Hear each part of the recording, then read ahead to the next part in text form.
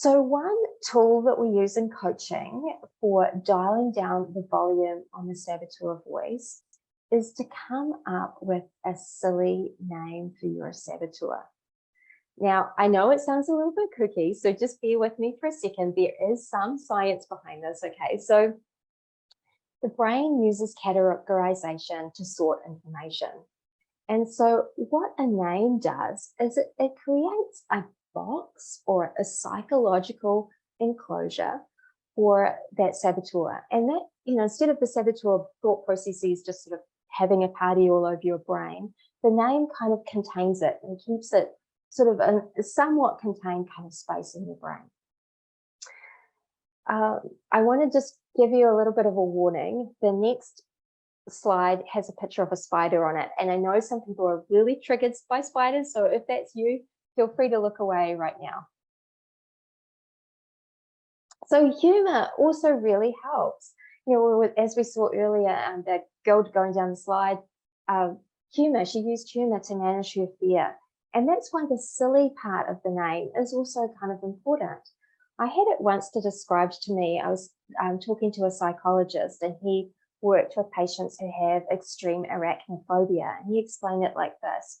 When he's working with a patient with arachnophobia, he asks the patient to imagine a spider.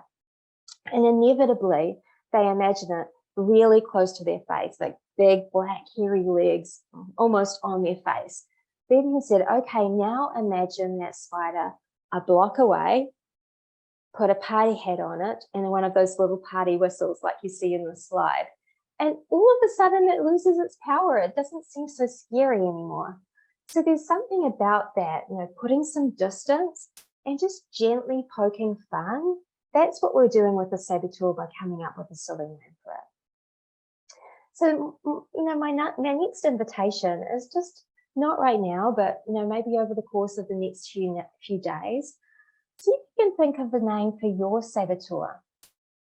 That would be my invitation for an action step for you. The next step in the process is once you've got your name for your saboteur, notice when it's triggered.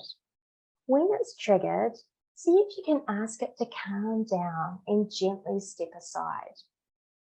Ultimately, what will happen is initially you'll make that request and nothing will happen. It will continue at you. You're not good enough, or who do you think you are, or somewhere in between.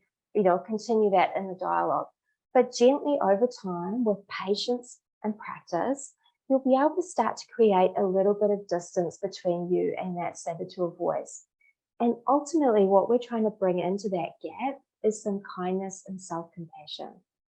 I want you to start to talk to yourself like you would a close friend. Many times we find that we're talking to ourselves. We're saying things to ourselves that we wouldn't even say to our worst enemy. So you want to start to try and introduce some of that kind inner dialogue. One last thing I wanted to reiterate is that the intentions of the saboteur are good. You can imagine that this part of your psyche has been working hard your whole life trying to keep you safe. It really does have good intentions. It's just the way that it's going about it is not the greatest. I also wanted to think about, you think of it as a younger part of yourself that's kind of afraid. What we're going for here is not to get rid of the saboteur. The saboteur is part of you. You don't want to get rid of a part of you. And the war against yourself is absolutely one that you cannot win.